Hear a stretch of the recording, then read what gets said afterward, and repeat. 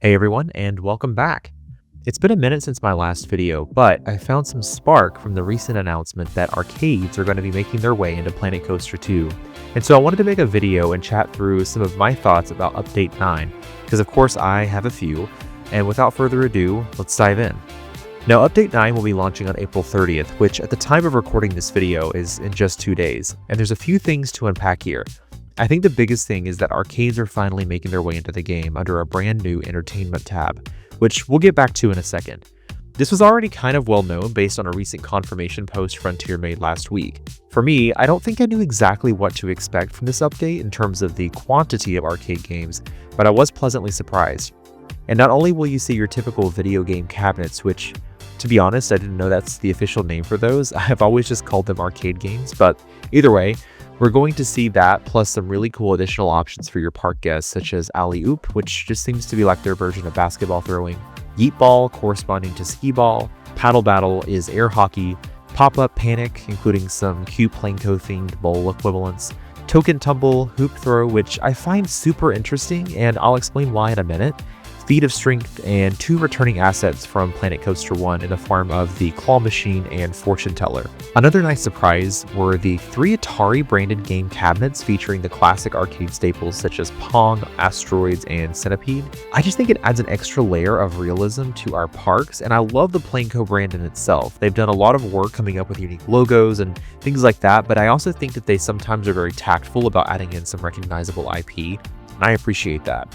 I have to say that I love the variety. Anything extra that we can get for guest interactions in our parks is something I think this game desperately needs, and I think this is a great first step to truly innovating on the Planet Coaster 1 formula. If water parks didn't already set it apart, I think this update definitely will. Alongside the new games and interactive elements, we'll see the introduction of prize counters, which to me just looks like they'll function similarly to gift shops, and they'll be fully customizable in terms of how many tickets it'll take to win certain prizes and things like that. In the video update, we saw that the assets used to decorate the prize wall were things that we received in the gift shop update, and I kind of feel like this was the only miss from the arcade side of things. I would have liked to have seen at least a few additional prize options that we could have used to really differentiate these from gift shops. Things such as like candy bins or additional plushie options, I don't know, but other things that you can find on prize walls in an actual arcade would have gone a long way. All that being said, I do think the arcades are a great addition overall though. And before I dive into any ideas as to the future of the game, let's go through some quick changes from the patch notes. In addition to arcades, new blueprints are being added to flat rides, which I think is a huge plus. For players that just want to plop something down and play the game from a management perspective, I think this is always welcome. New blueprints were also added that were sorcery and toy box theme specific if you own those DLC as well. Now, I'm not much of a management player, but I can see the value for those that are. In addition, coasters got some upgrades in terms of beam variation options and LSM launch options for select coaster types. Again, any additional layer of customizability has my vote. The ability to toggle coaster lights was also added, which will be amazing for creating dark rides that are actually dark. Moving on to bug fixes, and there were several, the biggest one I wanted to call out that was affecting me personally was the fact that some lights were appearing to look turned off even when they were on. I had this issue in my park, Lake Camden, in the theater. I had sunk bulbs into the ceiling to create a classic entrance feel, but all of those bulbs were now appearing as off, but still casting light? It was super strange, but I'm glad to see that it's been addressed in this update. The other bug fix that I'm excited to see is the speaker issue where speakers set to 0% would start playing again on another load of the park. It was very frustrating, but it looks like that's been resolved here. And again, I'm not going to go through all of the bugs, but the notes are linked below in the description for you to take a look more in depth. And with that, I wanted to take a minute to dive into my thoughts on the game and where I think the direction is headed for the June update. Of course, all of these Frontier update videos normally come with a teaser for the next big update or DLC, and so I'm going to play that now, and then we're going to talk about it.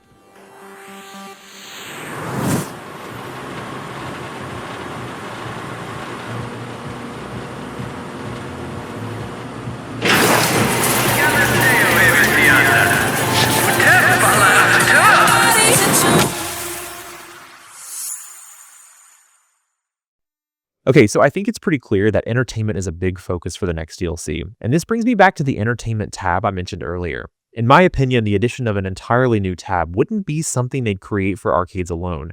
I think this is in preparation for the future of the game, and most importantly, the next DLC.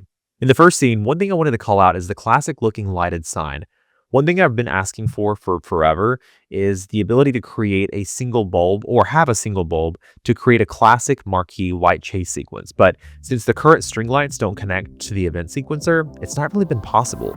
If we're able to do something like that in the future, I think it'll make for some really cool and unique attraction signage. The next frame is where all of this speculation becomes more grounded. The sign here literally translates to parade time and fireworks there at the bottom. This is all possible through a Planco language translator you can find online. Now, parades have been a huge request from the community for years now, and was even something that I saw people want for Planet Coaster 1. If we are truly getting parades, it's going to really push the boundary for the kind of kinetic energy we can create in our parks. I can't even begin to imagine how they're going to get this to work exactly, but I would venture a guess that this is why it's taken so long for us to see this update, and the DLC is coming in June. It's something truly new to Planet Coaster that we've never had and would require a lot to get it right. We do already have fireworks in the game, but I wonder if there's some sort of enhancement we could see to those. Will it be possible to create areas where guests watch them using some kind of vista point, or maybe even an auditorium style seating area? Time will tell, I guess, but I do think vista points make their return in some capacity with this next DLC. Now, the last image is so intriguing to me because it offers a glimpse of something I don't think many people are talking about. And I have to wonder if Frontier is hinting at the ability for us to customize our own mascots. The eye, the collar, the glove assets seem to point in that direction. I mean, it makes sense too, right? If we're getting parades, one would assume that we would be able to have entertainers follow the route as well. After that, the garage door opens and we see some sort of ringleader or barbershop quartet character, which would be new to the game and what appears to be a float off in the distance, but I'm not entirely sure on that one. And going back to what I mentioned earlier about the ring toss game, I think this is just gearing us up for some sort of midway type entertainment option as well. Since this functionality will already somewhat be in place in the arcade update, I can't imagine it would be that hard to port over to more midway style games, since they've already coded in a ring toss type game. And with all that being said, to me, it feels like this next update will be some sort of classic Main Street DLC with an all-new theme to match that. And if you think about Magic Kingdom, the parades are typically going up and down Main Street, and the attire of the character we see for a brief second seems in line with something we'd see in that particular land. Pair that with the lighted signs we see in storage, and this is the most logical conclusion I can draw.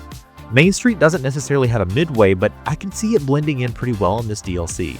I've seen some people tie it into a circus DLC, but I don't really think that's what this is. Planet Coaster has never had a stereotypical Main Street type theme, and I think Main Streets are so integral to classic parks that this theme just makes a lot of sense, and I'm super excited for it if that's the case. Now with that, I'm going to stop rambling and I would love to hear your thoughts. Do you think I'm totally off base with the speculation of the next DLC, or do you think it truly is a Main Street type pack with parades as the free update? I guess we'll find out on June 18th, but anyway, thanks for watching and I'll see you in the next video.